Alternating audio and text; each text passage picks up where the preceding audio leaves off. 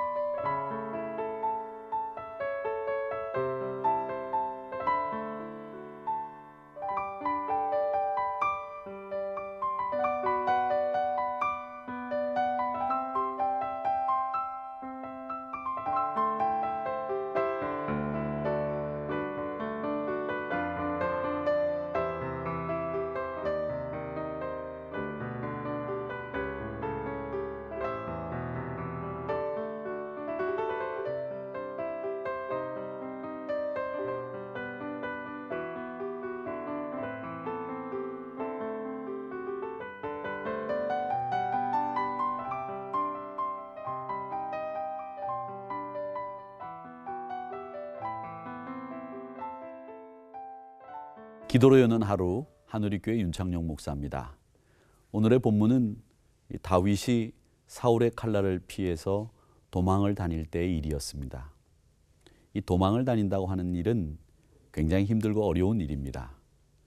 여러분 그런 경험이 있으신지 모르겠습니다만은 술래잡기를 한다든지 또 혹은 그 숨은 사람을 찾아내는 일, 또 아이들과 놀 때에 그 조그마한 꼬마 아이들이 저를 찾으러 다닐 때 굉장히 심한 부담감과 어려움을 느낄 때가 있습니다.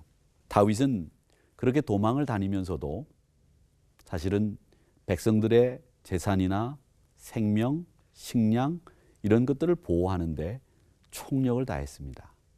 백성들에게 피해를 입히지 않으려고 애를 썼던 사람이 다윗입니다. 다윗이 백성들을 아끼는 가운데에서 이 나발이라고 하는 사람이 있었습니다.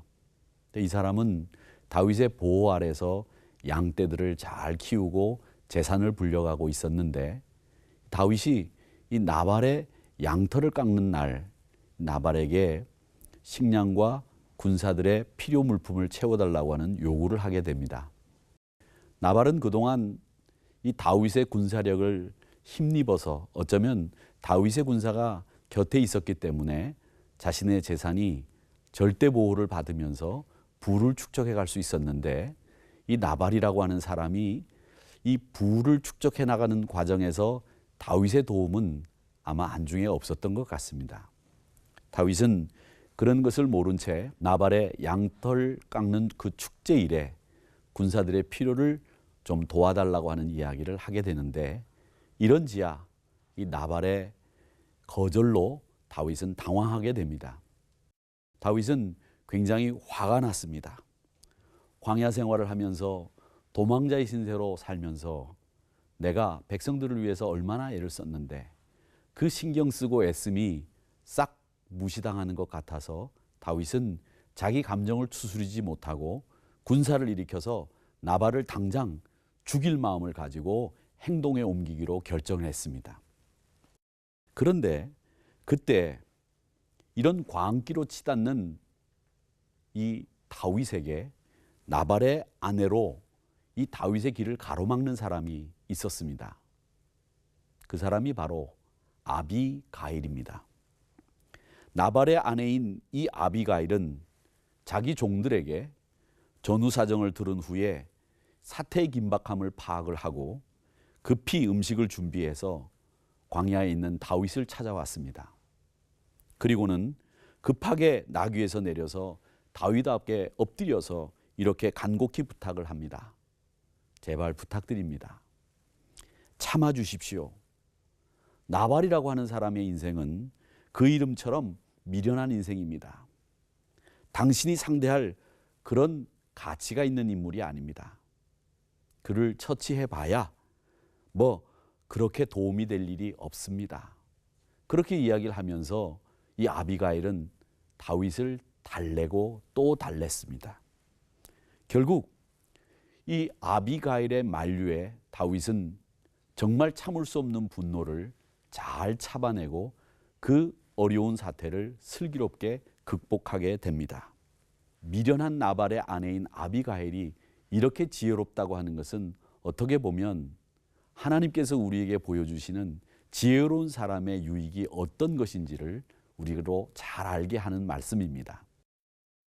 그러면서 이 아비가일은 29절에 보면 기분에 따라 일희일비할 것이 아니라 하나님 중심으로 살던 그 모습으로 대처하라고 충고도 다윗에게 아끼지 않습니다. 친히 나서서 혈기를 부리지 말고 하나님께서 어떻게 하시는지 그것을 지켜보면서 하나님 앞에 맡기는 것이 마땅한 도리라고 아비가일은 이야기합니다. 이 아비가일의 말에 감동이 되어서 다윗은 어리석은 자와의 전투를 철회하고 광분하고 흥분했었던 감정을 잘 정리한 다음 대응 자세로 넘어가게 됩니다.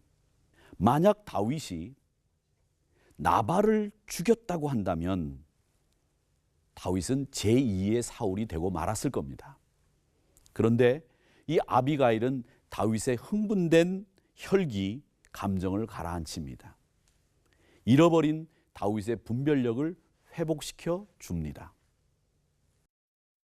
여러분, 이런 일들을 보면서 우리 사람들이 자기 감정대로 행하고 자기 혈기를 다스리지 못하는 것이 얼마나 미련한 일인가를 우리가 배우게 되는데, 이런 나발을 향한 분노가 다윗으로 하여금 자칫 실수하게 만들 수 있었는데 아비가일의 지혜로움을 통해서 분별력을 회복했다는 겁니다. 결국 듣고 보니 그녀의 말이 옳았습니다.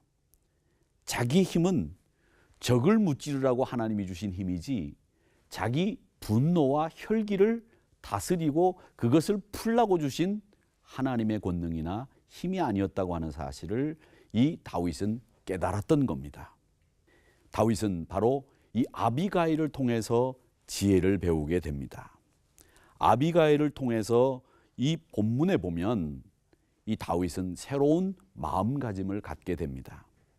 26장에서 다윗은 사울을 죽일 기회가 다시 찾아왔을 때 도망자의 생활이 이제 사울을 죽이면 더 이상 지속되지 않고 끝날 수 있다고 하는 신하들의 충고를 받았음에도 불구하고 그는 끝까지 말씀을 따릅니다.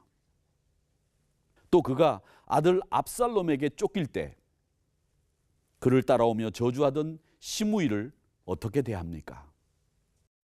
혈기가 아닌 침착함과 분별력으로 시므이를 대합니다. 지금 아들이 반란을 일으켜서 비가 오는 그 야심한 밤에 신하 몇 명을 데리고 겨우 생명을 부지하기 위해서 도망가는 판에 시므이가 쫓아오며 다윗을 저주하는 그 소리를 들었을 때 보통 사람 같았으면 혈기를 부리고 자기 분노를 주체하지 못했을 겁니다. 그런데 다윗은 그 자리에서도 분별력을 잃지 않습니다. 다윗은 추하게 살지 않았습니다.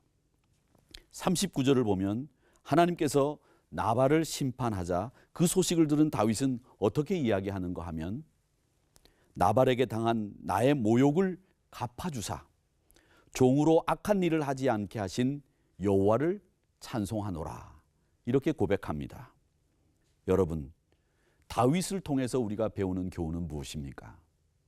우리가 가야 될 목적지가 있다면 그 목적지를 향해서 충실하게 나가는 것이 우리에게 필요한 것이지, 목적지를 향해서 나가는 과정 속에서 만나는 방해, 장애물, 그것 때문에 여러분이 가야 되는 목적지를 잃거나 잊어버리지 않기 바랍니다. 그것이 바로 분별력을 상실하는 행동입니다. 우리 믿음의 사람들은 항상 목적지를 생각하며 살아야 됩니다. 후일, 이렇게 자기에게 지혜를, 분별력을 되찾게 해준 아비가일을 이 다윗은 아내로 맞이하게 됩니다. 사랑하는 성도 여러분, 세상에는 어리석은 사람들이 참 많이 있습니다. 화나게 하고 분노하게 하고 나를 속이는 사람들이 얼마나 많은지 모릅니다. 그들이 남일 수도 있지만 여러분 잘 생각해 보십시오. 나일 수도 있습니다. 나발을 상대로 싸우는 것이 다윗이 해야 될 일이 아닙니다. 어리석은 사람을 상대로 싸우면 똑같이 어리석어질 수밖에 없습니다. 우리는 때로 속 좁은 복수심에 사로잡혀서 아름답고 풍요로운 삶을 놓쳐버리는 경우들이 있습니다. 우리 믿음의 사람들은 이 나발과 다윗의 사이에서 일어났던 이 일을 생각하면서 우리가 그 순간 누릴 수 있는 것들이 너무나 많은데도 불구하고 너무나 많은 것을, 분별력을 잃고 자기의 분노 때문에 목적지를 상실한 채 곁길로 빠져버리는 어리석은 삶을 사는 경우가 많다고 하는 것을 깨닫고 우리 모두 아비가일을 통해서 자신의 분노와 분별력을 회복한 다윗을 배우는 이 아침이 되기를 바랍니다. 이 말씀을 생각하면서 우리 모두 이 말씀을 적용하기 위한 묵상과 기도를 해 주시기를 바랍니다. 같이 기도하겠습니다.